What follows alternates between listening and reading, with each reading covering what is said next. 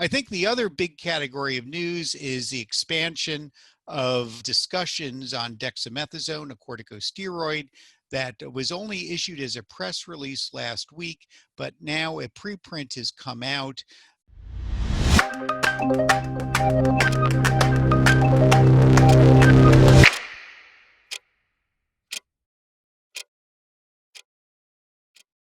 Hello, I'm Faith Rogers, host of today's program, COVID-19, Keeping Up with a Moving Target. This is the June 24th update of DKB Med Radio's Coronavirus Educational Series. Thank you for joining us. Today's program is accredited for ANCC and AMA PRA Category 1 credits. Please visit our website for complete CME and CE information. To attest for CME or CE credit, please visit covid19.dkbmed.com. There, you will also find all of our previous COVID-19 programs and have access to other free CME and CE programs on a wide range of topics. The slides for today's webinar and previous webinars can be found under the Resource tab. Today's learning objectives are: describe serologic response associated with asymptomatic COVID-19, describe features of antibody response in convalescent individuals, and discuss current data pertaining to steroids in people with COVID-19. This activity is supported by an educational grant from Pfizer Incorporated and in kind by DKB Med. All activity content and materials have been developed solely by the activity directors, planning committee members, and faculty presenters and are free of influence from Pfizer Incorporated. With us today, we have Dr. Paul Auwaerter, Clinical Director of the Division of Infectious Diseases at Johns Hopkins School of Medicine. Thanks for your time, Dr. Auwaerter. Thank you, Faith. And, this week there's been a lot in the news, but of concern, I think patients are asking me, and I'm sure family and friends are discussing, the hot spots. What does this mean?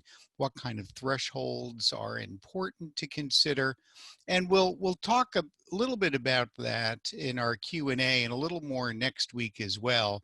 But I do believe that everyone, of course, should wear masks and social distancing, but I think intelligently, especially if you're traveling this summer in cars or whatnot, need to be aware of what's going on in your communities and where you might be going in order to make safe judgments and know what kind of risks you might need to consider.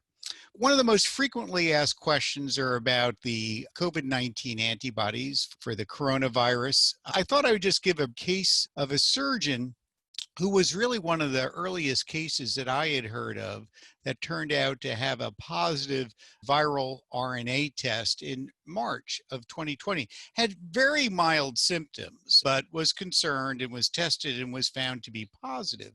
So he felt very lucky, was very glad. And of course he felt, gosh, now I shouldn't be able to get coronavirus again. I'm not really very worried.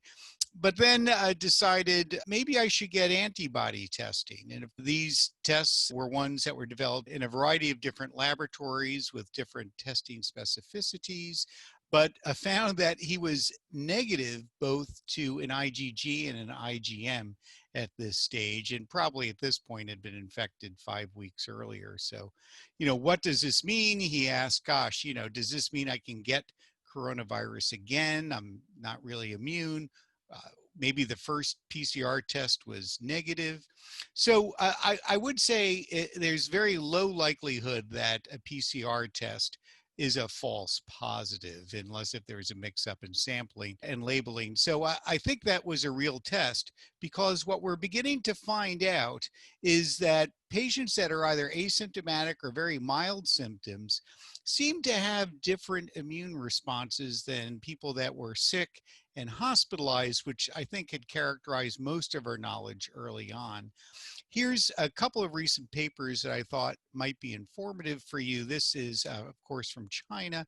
Followed 37 asymptomatic patients. You might remember in Wuhan that anyone who was positive was quarantined, but in a field hospital or hospital. So these patients were observed very carefully.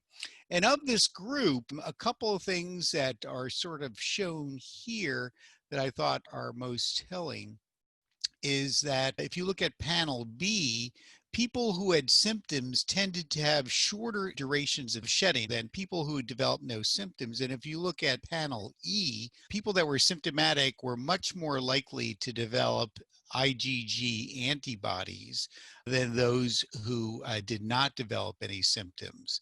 So although it's a small study, one thought is that people that don't develop symptoms, they're less ill, they have less inflammatory responses, and also harnessing of the immune system do shed virus longer. Now, they may not be infectious longer, we don't know that, but you can detect the virus longer.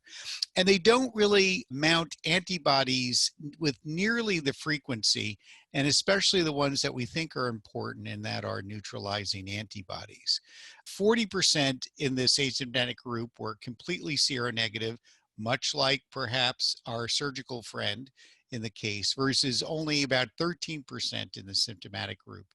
And so one of the caveats here is we don't really yet know how protective immunity might be. We know for coronaviruses, we don't think it's terribly long-lived, but we don't know the details, of course, at this stage.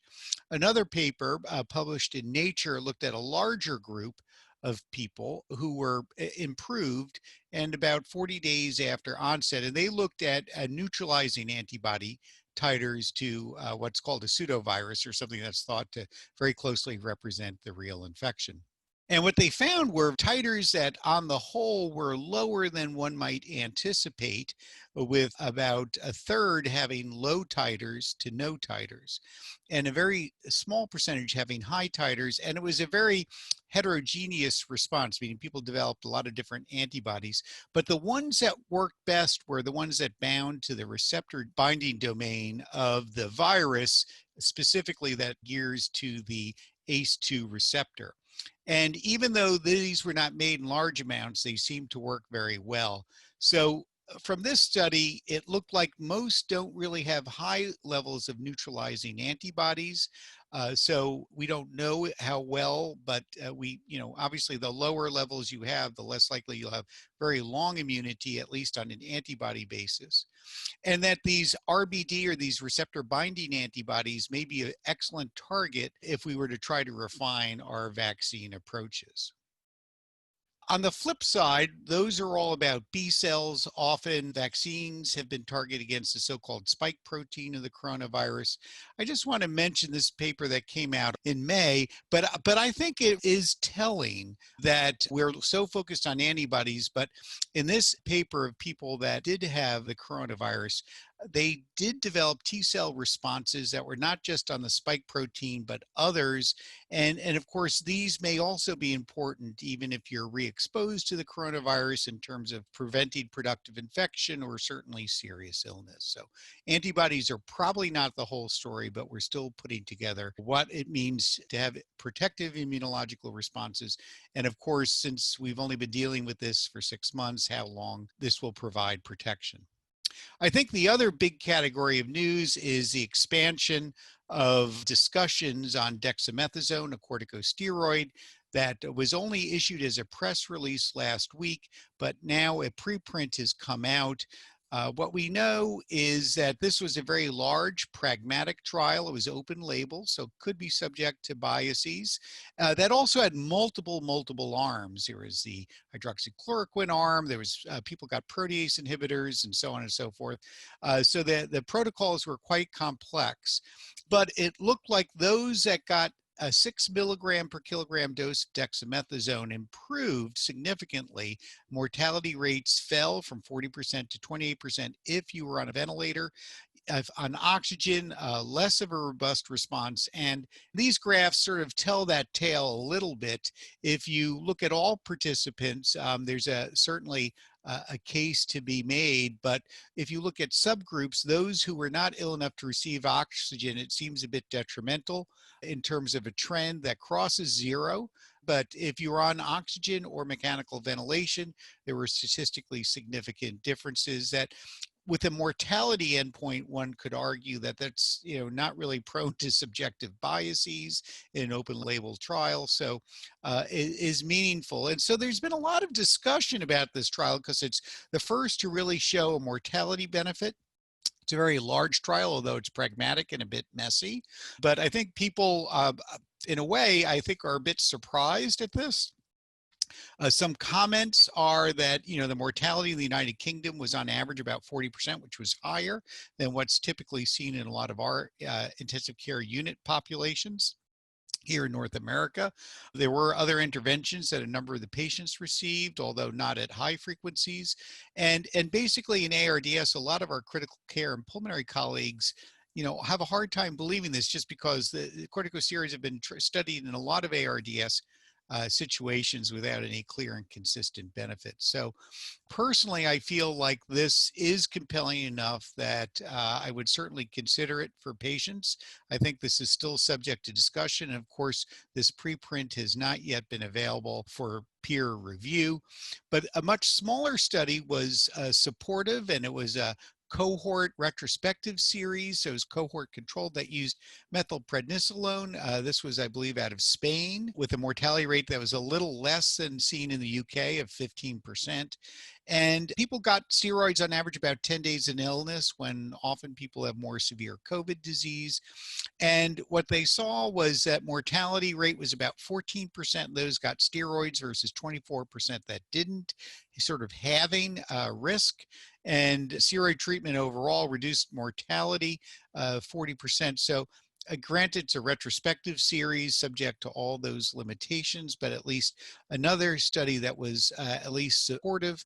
A preprint that was an open label, but a prospective controlled trial called Gluco-COVID was done, again, using methylprednisolone at a somewhat higher dose here for 3 days, and then a lower dose for 3 days, so 6 days. They used a composite endpoint of death, ICU administration, or non-invasive ventilation. And these are Kaplan-Meier plots not showing that they reached the primary endpoint, sort of a bit of, who improved or survival curve, but not completely, since they used composite. They did post hoc stratify it by age. If you were less than 72, you can see you had relatively good outcomes with the red line compared to controls. And this was also true, but not to such a stellar degree in patients over the age of 72. So overall, the methylprednisolone in this trial was associated with a relative ratio of 0.55 as protective, reaching endpoints per protocol. You can see that it was very good, but with wide confidence intervals. If you're under 72, if you're over 72, wasn't statistically significant.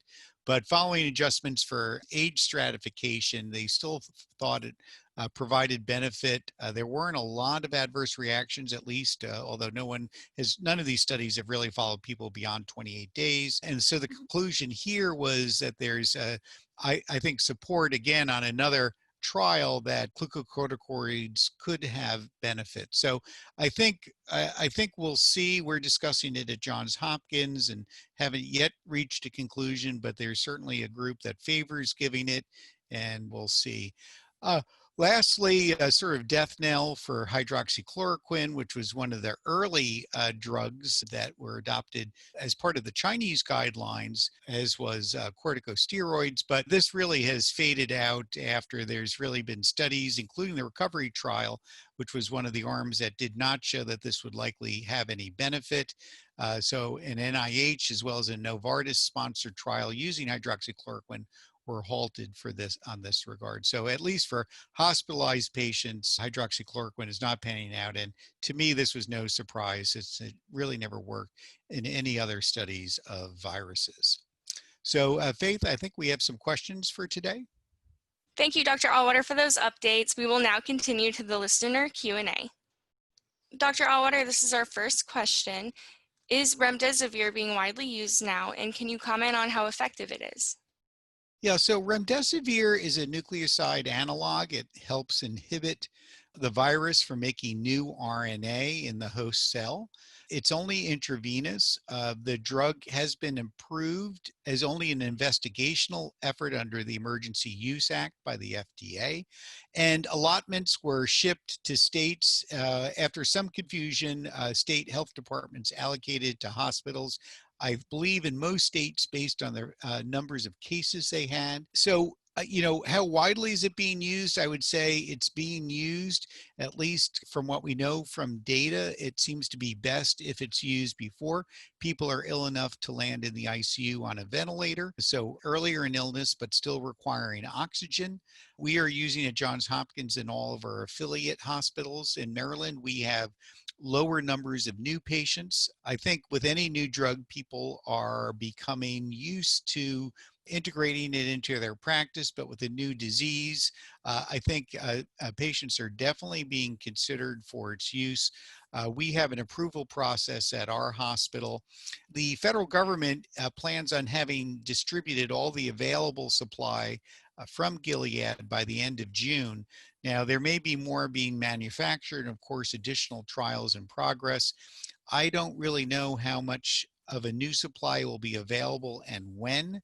So there may be some limitations there, but so far I have not heard after initial concerns that we really had to perhaps ration the drug. I don't believe that's been the case in most places or institutions to date. They have supply. Thank you. Our second question. I see percent positive rates being posted by my state government, but don't have guidance on what it means or when I should be concerned. What is the general range of what's considered a low or high percent positive rate? Yeah, so it not only low or high, but is it changing? I think this, as I've spoke about with some of the new states grappling with increased cases, it's not just the number, but you can get insights from the percent of the tests that are positive. The WHO has issued a level of 5% as a concerning level that if you're higher, it's very much indicative of probably widespread community spread. As of today, 21 states in the United States are not below 5%, so in a concerning trend. And many of those are the states that are now just grappling, that weren't really hit in the earlier part of the pandemic this winter. Now, some states have gotten to be very low. Vermont is at, I think, at 0.1%, very low. And so chances of community spread there are possible, but very low. New York City is also dropped to be very low. And again, it's more the changes that are concerned. What are their trends? So I'd really encourage you to become familiar with what's happening, not only in your state, because if you have a very big state, you really want to know what are the trends in the communities where you live. And those that have vastly and quickly rising rates are very concerning. And I'd be very careful doing any activities indoors for prolonged periods. And certainly everyone should wear masks and still socially distance, which is still going to be prudent for the foreseeable future in any state. Okay, and this is our last learner question. I have heard about a new NP swab that can test for both COVID-19 and influenza. Can we expect to see these being used at COVID-19 testing sites moving forward? If so, when? Yeah, I think this certainly will hopefully be widely available by the fall and winter respiratory season. The big two viruses had always historically been influenza and respiratory syncytial virus, or RSV, both in pediatric as well as adult populations. We have to add COVID-19, so we would now have a trio. Although flu and COVID would be the most important for either infection control or trying to decide if you should embark on anti-influenza treatment in even in mild cases for people at risk. So I do think this will likely be the standard. Also be forewarned that there could be co-infections. So that's why just checking one and then not the other, sort of with singleton tests. So you do a flu, it's positive, you say, hey, you got the flu, you can go home. Viruses often can be co-infections at the same time, especially if they're circulating at high frequency.